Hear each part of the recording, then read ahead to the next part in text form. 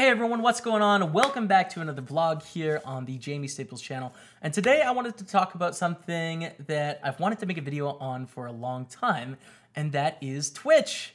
Streaming, what I do, what my life is about. I haven't really talked about it on this vlog channel too much in depth, and there's so many different questions about how it works and misinformation about how it works, so I thought I would give a little bit of a tutorial today on what exactly Twitch is, what is streaming, what is it that I do, and how does it work? Why do I choose to make my living from this? So I'll start with what is Twitch. And Twitch is this site. It's the site on the internet, twitch.tv, where people can broadcast themselves playing games.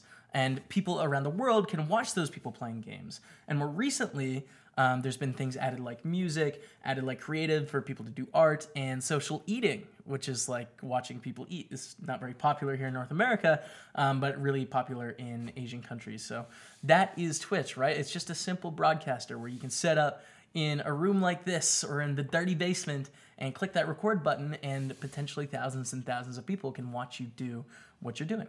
So by far the most common question when people think about Twitch is how much money can you make streaming on Twitch? And this is a fair question. I understand it, right?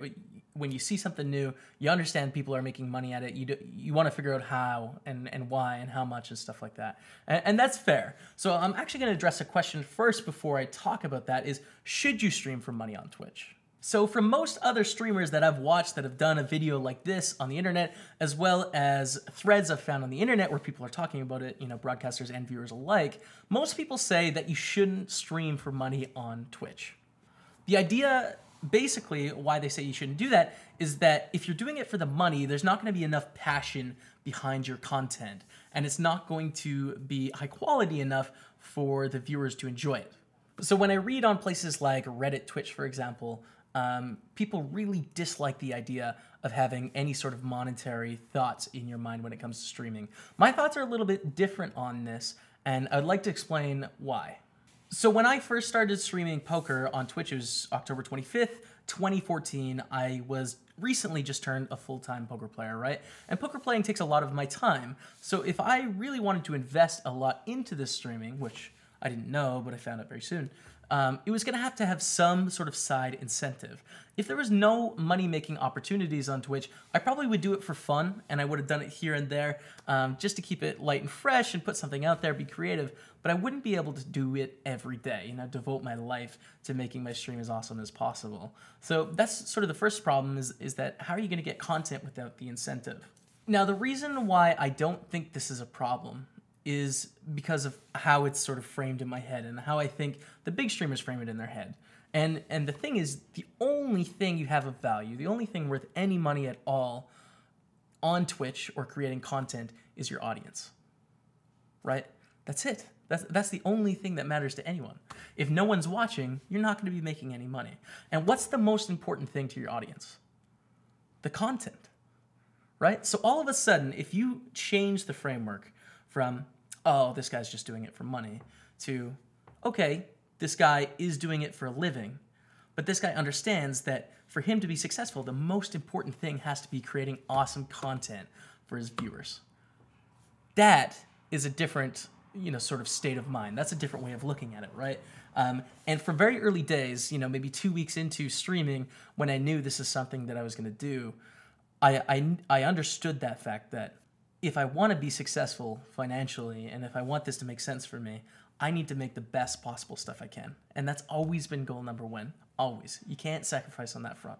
And likewise, people are really going to be able to pick up on it if you're, you know, say maybe a smaller stream, you have 20 people viewing or something like that, and you continually try and push to get them to donate or to get them to use services or something that you're pushing. I mean, people are going to see that, right?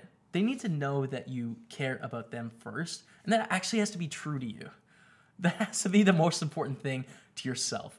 And if it isn't, there's going to be a lot of problems. So I think if you look at streaming that way, as my audience is the most important, and because my audience is so great, I'm able to make a side income off of this, then I think it's okay. And we see great content because of that. The incentives are aligned. So with that in mind, how exactly do you make money on Twitch? Right? How does it work? Where does the money come from? And the most obvious way, the way that most people think about, is through Twitch itself. So say you have a successful channel on Twitch, there's this partnership program. You can apply to be part of the program, and if you succeed in your application, you will get a subscriber button. You will get the opportunity to run advertisements on your stream whenever you'd like, and you will get the option to accept bits. And I'll explain each of those. So a subscriber amount is $4.99 on, I think, all of the channels on Twitch. I've never seen any amount. And a user can subscribe, and they'll get the custom emotes, they'll get a couple perks and stuff, and join the team, right? They'll join the sub team. And the broadcaster will get a percentage of that revenue on Twitch, right?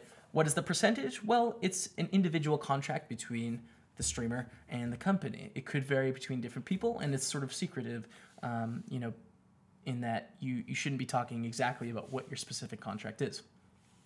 The second is running advertisements. So, for example, I go on breaks every hour in my tournaments, and when I go on a break and I step away from the computer for 5 minutes, I run 2.5 minutes of ads.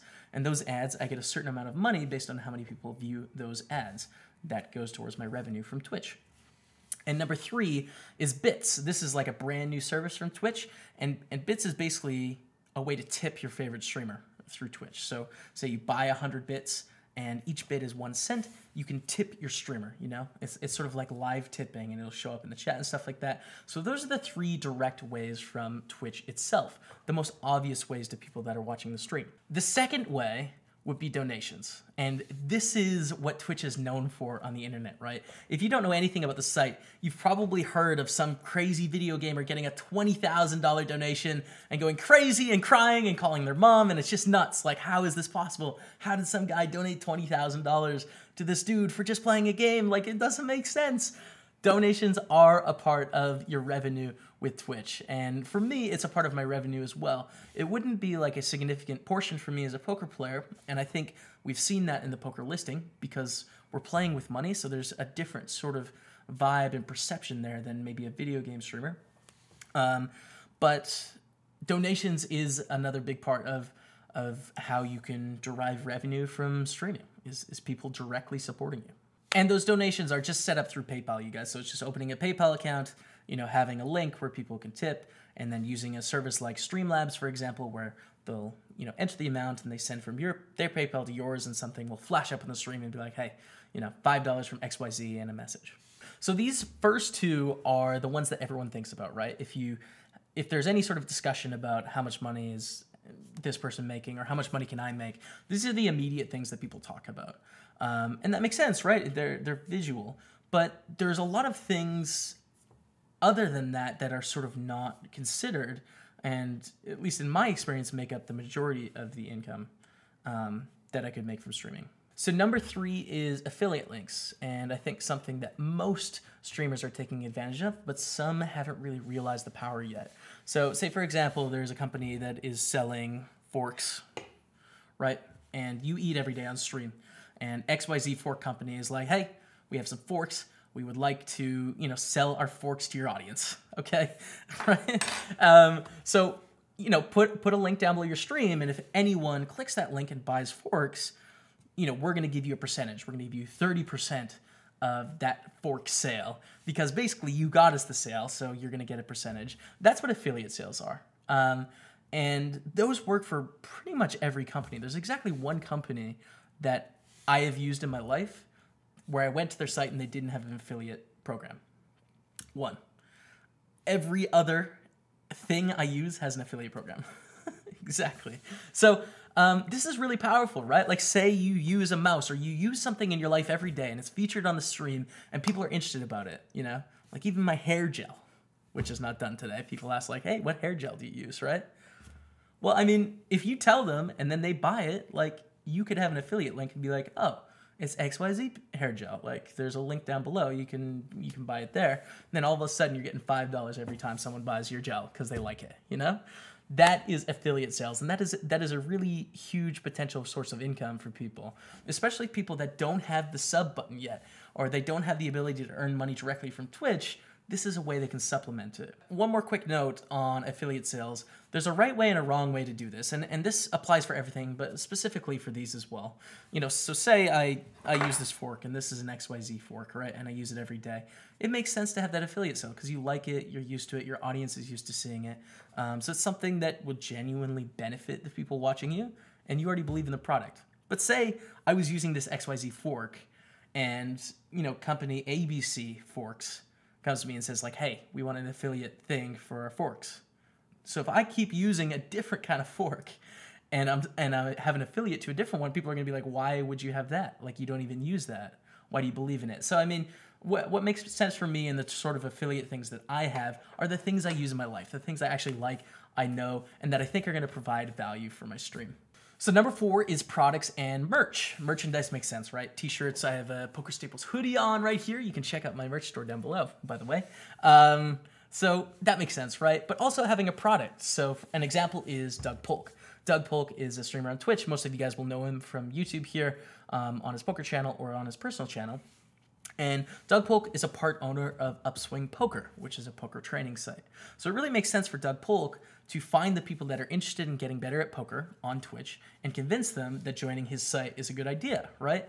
And that's something completely separate from Twitch, completely separate from PayPal or anything. It's his own product that he is then selling to the consumer directly. So products and merchandise is number 4 on this list. So those first 4 break down the business to consumer part of how you monetize a Twitch stream and how you can possibly make money, right? And the first 2, but even the first 4 really make sense, and people think about those, right? It's obvious, but there is this other part, which is business to business. That's business to consumer, B2C, but business to business is really where the most potential, I think, comes in from streaming. You know, companies, big brands have a lot of money and they're looking to get their name out to a lot of people. And once again, circling back to the beginning, if we're making good content that people are enjoying, we have a lot of people paying attention to us. So here's some other ways that you can monetize that aren't immediately thought of. Endorsement.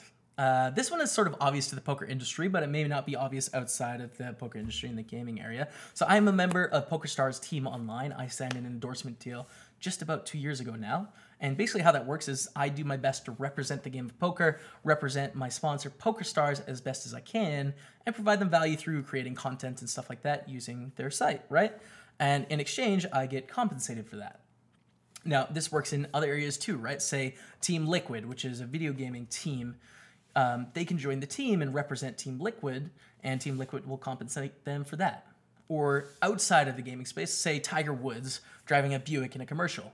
He has a Buick endorsement. He doesn't, you know, and even in Tiger Woods' case, he doesn't have anything to do with cars.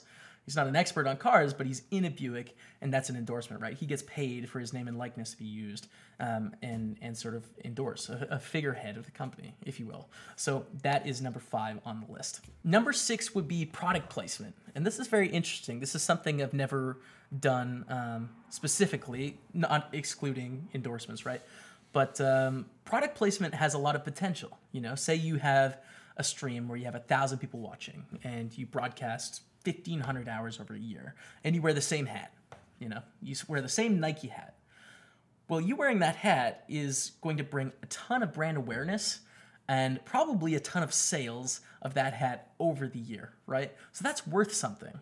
And just like we see on TV shows and in movies, everything around here is a set, and there's opportunities for a can of drink to be a specific kind of can, right?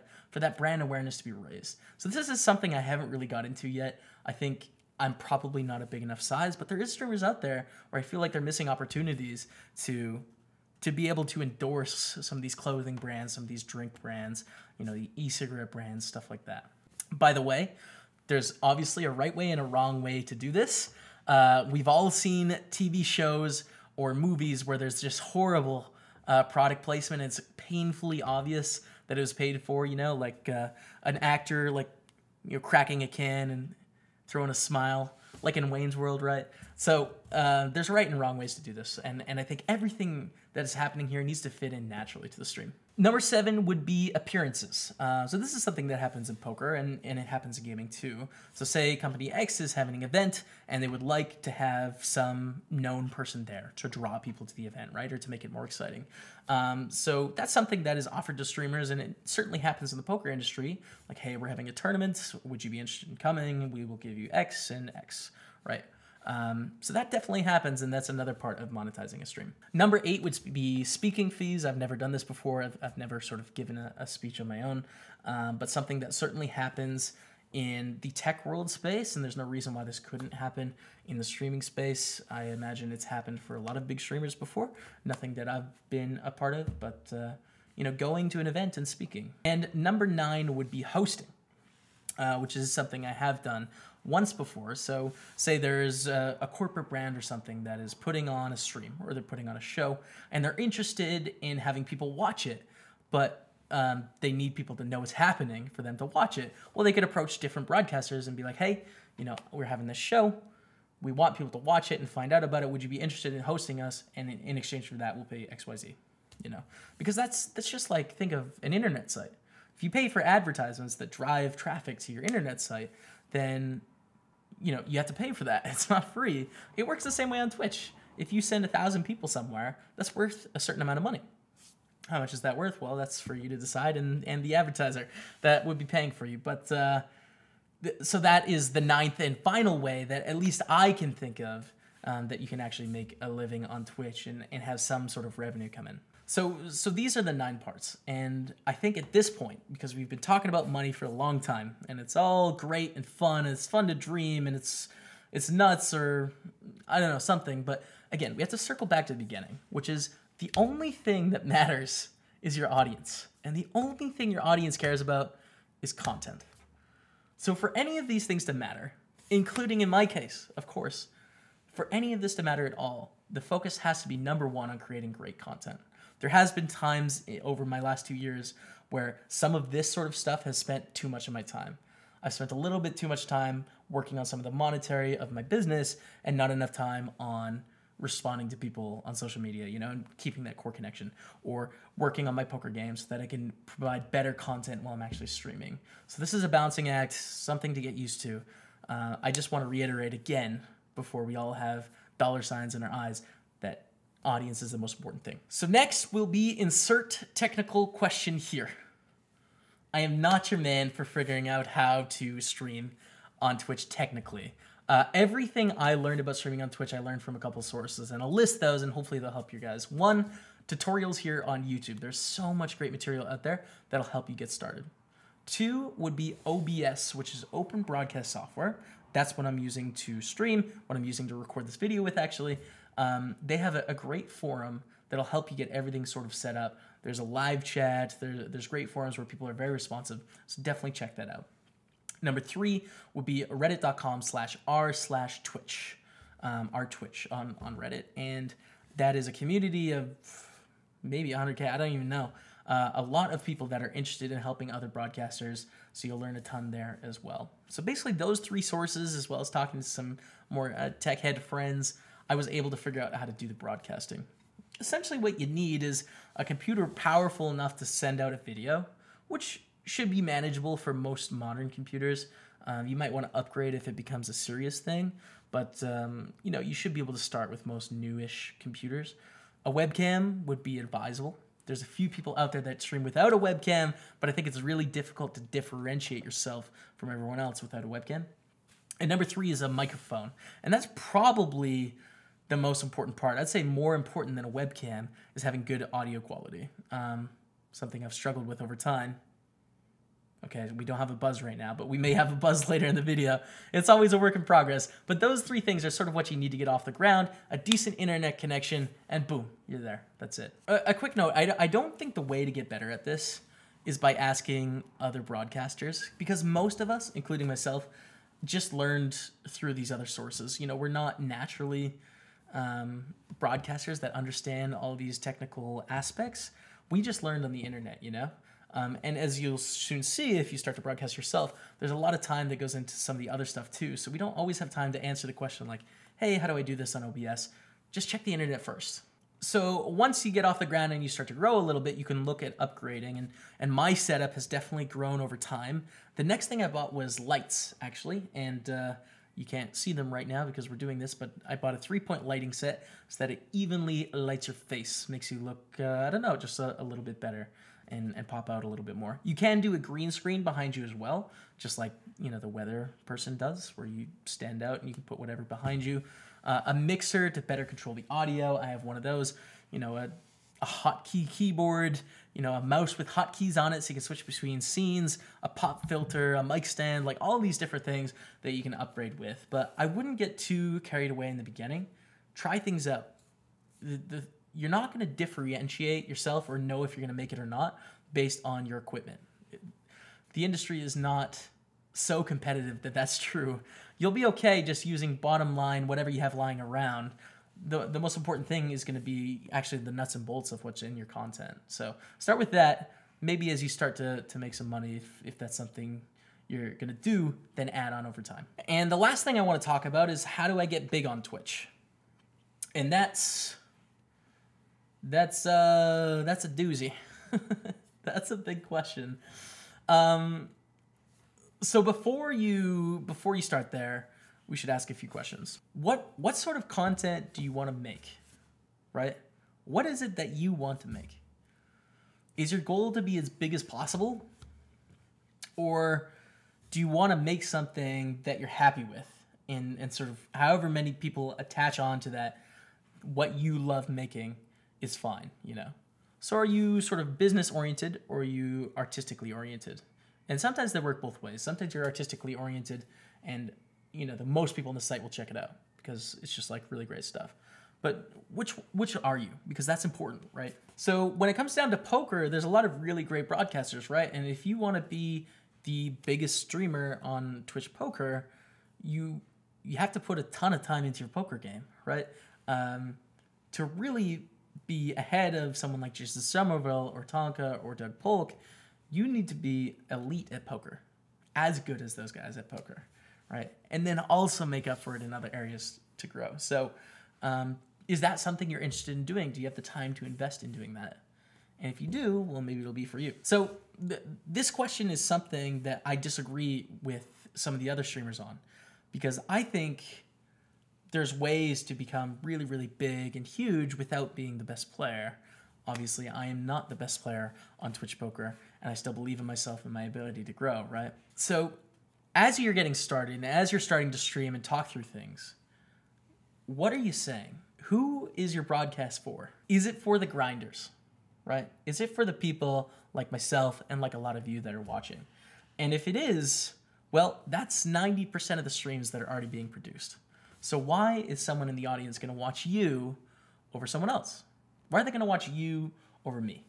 Well, Jamie, I'm better at poker. Okay, whatever, man. Why are they going to watch you over Tonka? Why? So that is something you need to figure out. You need to be either funnier, or you need to be more consistent, or you need to care more, or people need to laugh at you more, or laugh with you more, right? You need to figure out some sort of content tilt that is going to differentiate you from the rest if you want to grow your stream to be of a significant size. Because if you're doing the same thing as everyone else, then why? Why would they choose you? Doesn't make any sense. Maybe you're just super attractive, and then they're like, okay, this guy's super hot. Like, I'm going to watch him. So if you're a grinder, the path is fairly well defined, right? If you're a grinder, you want to create grinder content, you got to get out there, you got to stream insane amounts, you got to get really good at poker, you got to do it all. If you want to make something else, there's a lot of pockets in Twitch Poker for different types of content, you know, for shifting what the broadcast is about. And I think an interesting way of looking at that would be talking about my roommate, Kevin Martin, right? Kevin is a streamer on Twitch. Most of you guys will know him here on YouTube as well. And Kevin is not a top 5 tournament player on Twitch, you know. Kevin has started, you know, really grinding online in the last year and a half or so. But the thing is, when he's at a $3 final table, he could have 2,000 people watching him. So why? Why would they watch Kevin over someone else? Because he's amazing at doing what he does. He's super entertaining, super high energy, good looking dude. Just everything about it is fun. you know? So someone could be at the final table of the Big 55 and be a superior player to Kevin, but he'll have more viewers. So you need to think about that as well, you know? It's like, what are these different things that I can add? So think about your content. Think about it. Everyone thinks about how good you are at poker as a factor, but there's these other factors too that could help make up for it. So that ramble aside, after you figure out like, okay, what do I want to make?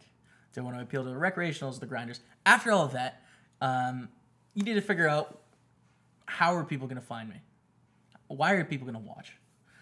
And Twitch is not going to do this for you, right? Twitch is a company with thousands and thousands and thousands of broadcasters. They're paying attention to the broadcasters that are earning them income, that are getting eyes on the site, driving people to the site. And those are the biggest broadcasters because they're tried and true and they know it's high quality content. Not to mean that the smaller streamers couldn't, they just don't know.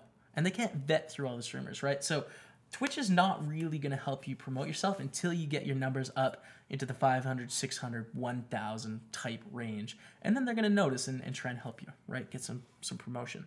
But if you're starting out with like 30 viewers and you're, number 15 in the Twitch poker listing, there's not a lot that Twitch can really do for you, right? So the way that you can sort of hack your growth, and something that has definitely helped me over time, is by participating in other communities and letting other communities know that you're streaming, getting people outside of Twitch poker who already have their people, getting new people to watch your stream and watch your numbers grow, watch yourself move up the listing. So an example is Snapchat. You have some friends on Snapchat, you make really interesting stories or whatever, right? And once a day, in amongst your story, you say, hey guys, streaming right now on twitch.tv/Snapchat hero, right? You're going to have 10 people come from your Snapchat story to Twitch. 10 people that no one else is going to get. There's no competition for those 10 people. They're on Snapchat. You brought them over. Twitter, Facebook, Instagram, YouTube. This video may have something to do with that, right? So forums, blog posts, all that sort of stuff, writing. This is the way that you can really grow your stream and how you can be found. It's not on Twitch, it's in the community surrounding Twitch. Social media, that sort of stuff. If you're looking for more resources, because this is a whole video in and of itself, and this video is already insanely long, I can't believe I'm still going. Check out Gary Vaynerchuk. He has an awesome channel here on YouTube. Tons of advice on how you can get people to pay attention and care and want to check out your stuff. And also Joe Paluzzi, who wrote a book called Content Inc. I highly recommend it. Definitely check it out if you're interested. So before I leave sort of promotion aside and social media and stuff like that, this is not, again, we need to go back. What's the most important thing? Your audience. If you poke someone in the shoulder like, hey, check me out, hey, come check me out, hey, look at this, man, hey, come look at this. It's annoying. No one wants to look at that, right? You need to provide more value than you ask for. Right? So when you're on these platforms, when you're on Snapchat, your Snap story can't be, check me out on Twitch, check me out on Twitch. It needs to be like you showing your life. 10 snaps of you showing your life. Snap 11, hey guys, come check me out on Twitch. More giving than asking. That's really important. No one likes people just spamming on social media. It doesn't work. No one cares. There's so many people spamming. Provide value, then they'll come. Check out those guys. Okay, so anyways, that's it. That's sort of my brief tutorial on Twitch, how it works. Can you make money? What is it? How do I grow bigger? All of those sorts of things. So hopefully you guys find it interesting. If you have any more questions about Twitch, please do put it down in the comments below. Maybe I can make another video or respond to you there. And hopefully it clears up a couple misconceptions, or it helps some of you that may be interested in making the content. I think a lot of this applies to YouTube as well, so maybe it could help. But yeah, I feel like that was just a really long ramble about stuff I'm super passionate about. Hopefully you found it interesting, guys. But until next time, we'll see you later.